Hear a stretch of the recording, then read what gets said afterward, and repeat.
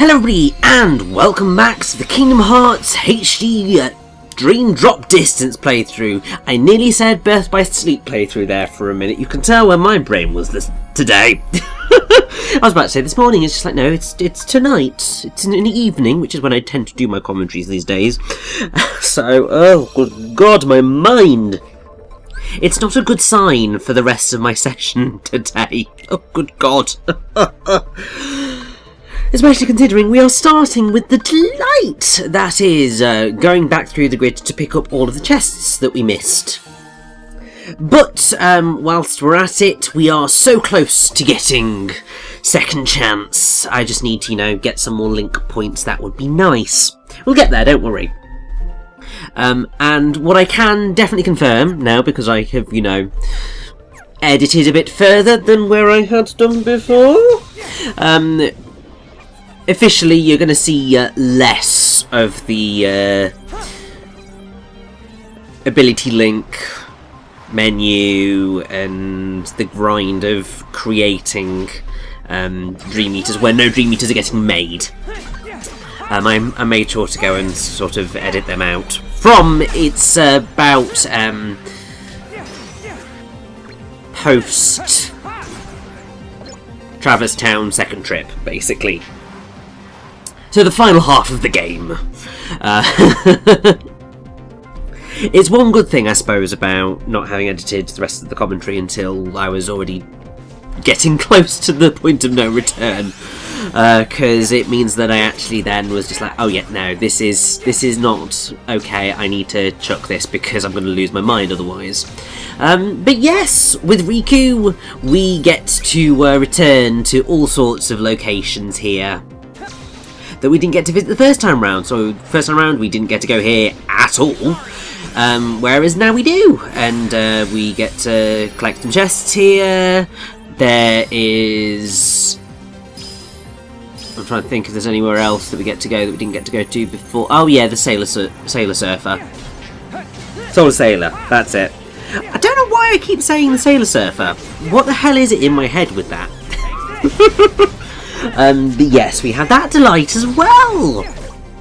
Because, they just had to shove so many chests in this area. I would say that actually starting to do commentary on all of this, the grid's probably the most frustrating world in terms of getting all of the chests.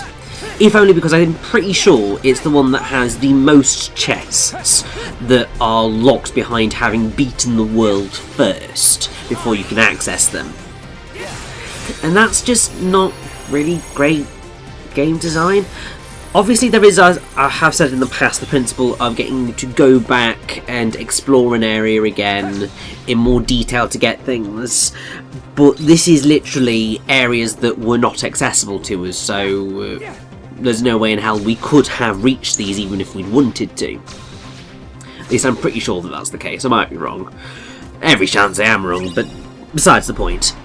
So, yeah, I think it's frustrating because obviously there's so many chests that we need to pick up, and the areas are kind of confusing and all that jazz. So, I mean, ultimately, I would probably say that the grid's probably one of my least favourite worlds in Dream Drop Distance. It's not saying it's bad by any means. I mean, there are some worlds in the Kingdom Hearts franchise which are just that's basically my reaction to them. I mean, to be honest, Agrabah's always been a bit of a world for me. I love Aladdin, I love the film, it's great, love all the music, Genie's amazing, all the characters are amazing, love it. The world itself,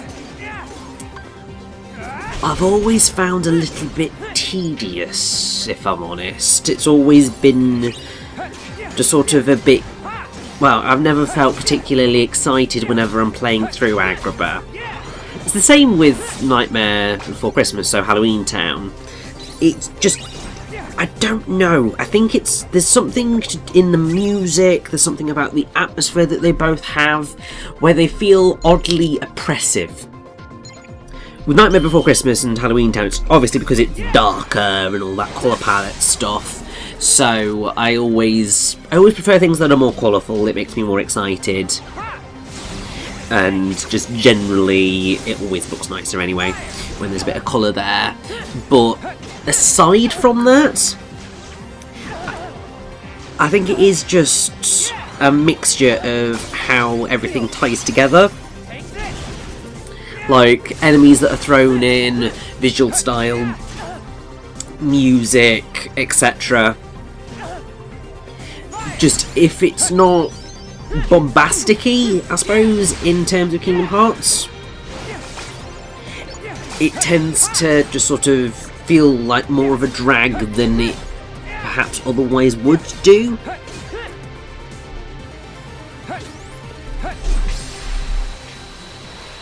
And that was definitely a shot of Riku's ass. We've had those before, but that was quite a slow motion close up of Riku's ass.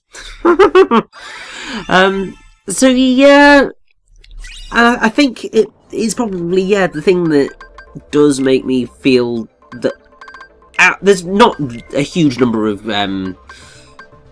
worlds in Dream Drop Distance, but I would say that it's of the ones that are here. Always delighted to go to Traverse Town because that's just wonderful. That's like the nostalgia baiting for Kingdom Hearts fans.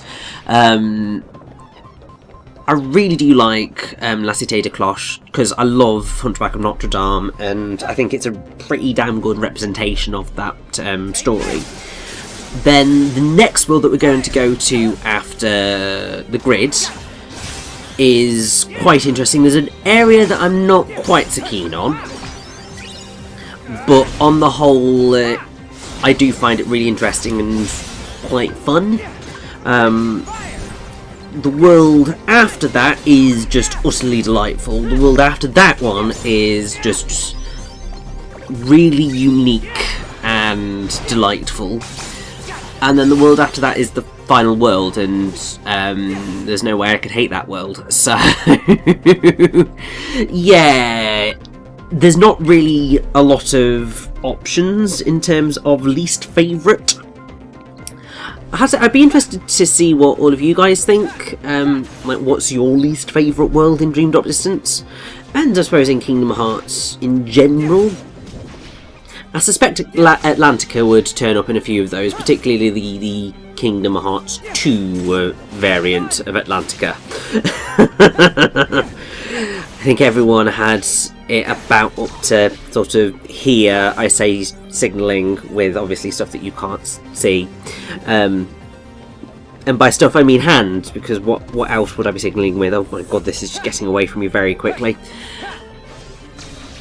Yeah, not a lot of people liked Finny Fun. Totally fair, to be honest.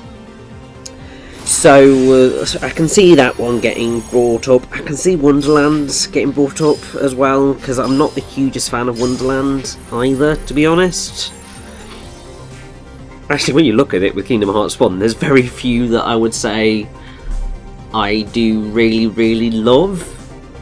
I mean, I've basically knocked out most of the worlds, so all that's left is Olympus Coliseum, which I do like, Deep Jungle, which is definitely fun, apart from the hippos and the vines.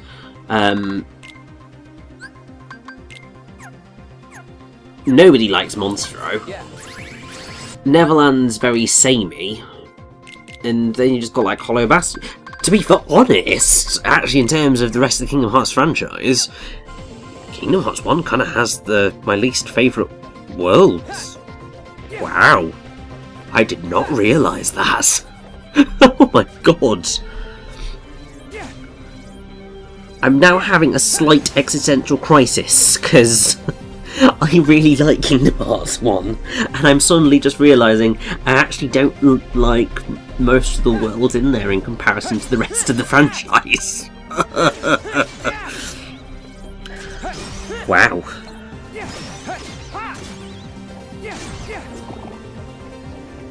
And now we're back in this frickin' thing, so my existential crisis can continue for longer, which is always delightful.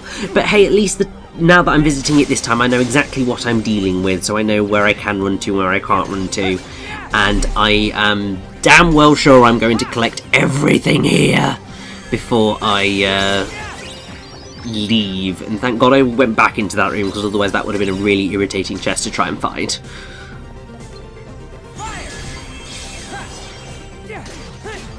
But yeah, I think probably, well, I've already said it why, but it really is just this particular map bit that I'm really not a fan of in the grid, and I think it really does drag it down, because it's too multi-layered and too claustrophobic in terms of its layering. It's like I can deal with big open areas as long as I can see where I'm going, and like any hidden pathways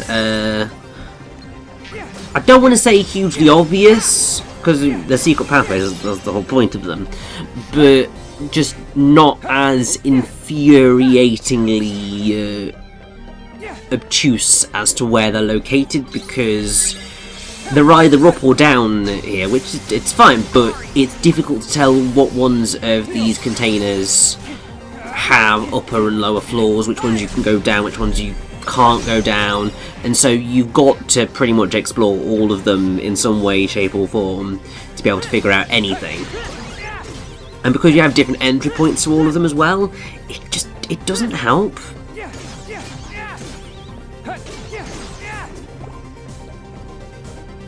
And I have to say, I've been really miserable this part, like, wow.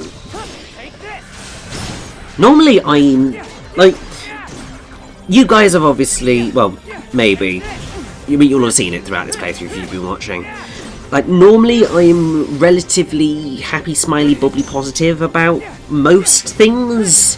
Like, I get quite excitable by a lot of things. But today, with this bit of the grid, I'm being bloody miserable. Jesus. I'm sure things will brighten up as soon as we get to the next world, because, as I said, it gets a little bit more colourful, a little bit more interesting, and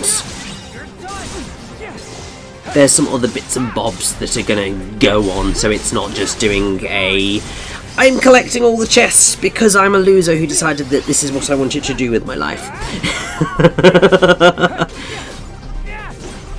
I'm pretty sure that I'm going to have a delightful time as soon as I get to the extras, because they feature just a lot of battles, so we'll see how that one goes. And oh, thankfully that hole was already there, so these 3 chests were quite nice to pick up, because it wouldn't have been fun otherwise.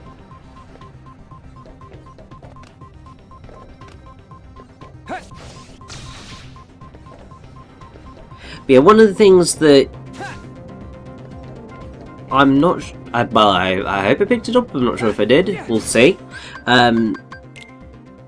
Is that at the portal there is actually a chest. Well, no, okay, no, I think I did. I think I did pick them all up. We'll see as soon as I'm done with the blooming Solar Sailor as to whether I did succeed or not.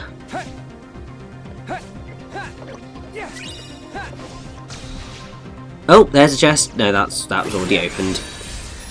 I think I've gotten pretty much all of the ones on the way so far, so that's definitely something.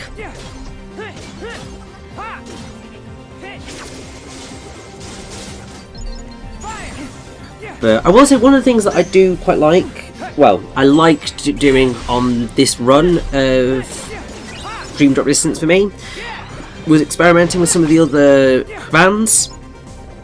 Because, I honestly, I can't quite remember what I did and did not use in my original run of Dream Drop Distance. I mean, the easiest solution would actually be to get my 3DS out and look on it there. That was a strange-ass experience, what I did, because... What was I trying to do? I went to look at something. I think it might have been to double check roughly what level I wanted to be at for the final boss, because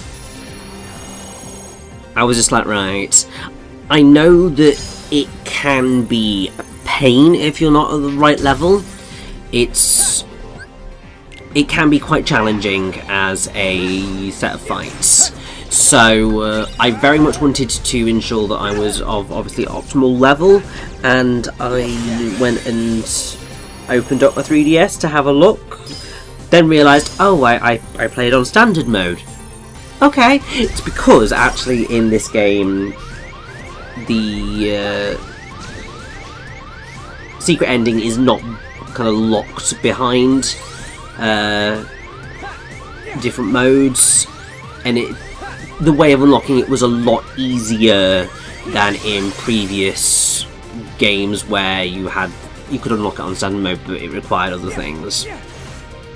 Because all it required was, I think, 9 trophies, maybe 7, I'm not quite sure, and then getting things corrected at the end. And so all Proud Mode did was just mean I had to get a few less trophies, and I was just like, well, you know what, I can't be bothered to just play it on standard like a normal human being. Whereas here I was just like, no, I'm keeping up with my Proud Mode runs. I'm never going to do critical mode runs. Well, I'm unlikely to ever do critical mode runs of these things, because I just feel like I'll be grinding a hell of a lot more than I would be doing otherwise, and I'm just super lazy. And oh, I'm gonna have to go back on the bloody thing, aren't I?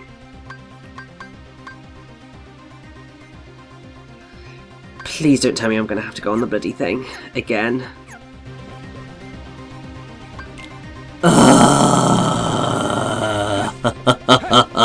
I think I'm doing well, and then it all ends in misery. And that's just completely thrown off my brain into where I was with that conversation topic, which is always delightful. But yeah, I got frustrated with well, no, I didn't get frustrated. It was with going back on the 3DS, it was just like, wow, just I remember when I was playing it that it looked great, and I mean it does for a 3DS, it's amazing for a 3DS, but I was just like, yeah, you can definitely see that this is a 3DS title, and the HD remake does a phenomenal job of making all those assets look really goddamn amazing. So it was just really, really bloody awesome. Yeah. It's down here, the slimy ass chest, isn't it? So yes, and I also realised that I was actually a lot lower level, and I was expecting to be, well, I thought I needed to be a lot higher level than I actually did beat Dream Drop Distance on by the time I got to the end. Which was insane, really. Because, but then to be fair, different challenge level means just in general different level requirements for having an easier time. So standard mode, you can beat the game around level 37. If you're playing on Proud mode, you're probably going to want to be sort of in the 40s, and if you're doing it on critical mode, then you're probably going to want to be at least 45 or so, I would have thought. Because, like, wow, the final bosses can be a pain, but we are quite a ways away from that. And by quite a ways away, I mean we're not quite halfway yet? Yes, no, we're not quite halfway yet. In terms of playthrough parts, we are very close to halfway. In terms of the actual game itself, we are... yeah, we're not quite there yet. And yeah, I was totally getting lost in this solar sailor, for God's sake. Can't even remember the name of the bloody place I'm in. God's sake. But yeah, right now it's like, which blooming compartment am I meant to be in, for the love of God? This is why I just really don't like this particular map area, because it makes no sense, it's confusing as all hell, and I can't blooming figure out anything.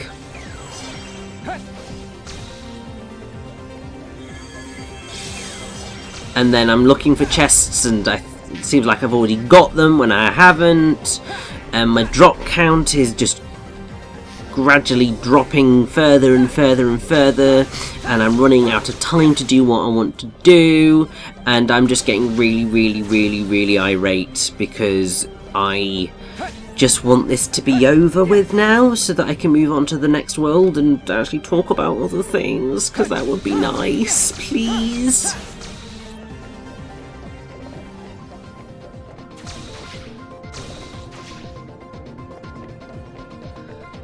Please let it be in here. Please?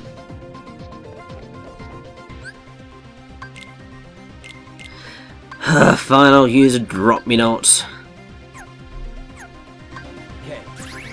I don't really have much of a choice at this moment in time. Oh, for... Of course it was there! Literally right after I used the drop-me-not.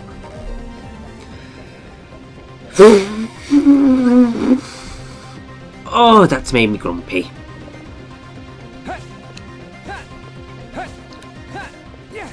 I swear sometimes this game is just kind of deciding it wants to be, like, hating on me. So yeah, I thought I would just take out some of my frustration on these nightmares, because they deserved to die.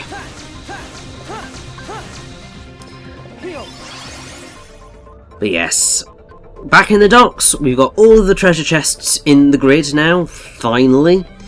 And after a tiny bit more murdering, because why the hell not, it's going to be time to save up, leave the grid, thank God, and then we shall head on in to a brand new world. Although it's not exactly entirely 100% brand new, because we've been somewhere related to it in the past. And yeah, don't take it now, take the save point, leave via the save point, and it will all be okay. Good. Oh, I'm free of the grid, thank the Lord. So, yes, we've only got one more world left on this delightful circle. As I said at the start, I'm clearly just going out of my mind and losing my marbles, which is great. And yes, next time we will be experiencing that brand new, not quite new world, and I'm sure it's going to be absolutely delightful. Just remember that when you wish upon a star, your dreams come true. Now go to sleep, Riku. You've deserved a good old nap after all that. Whew.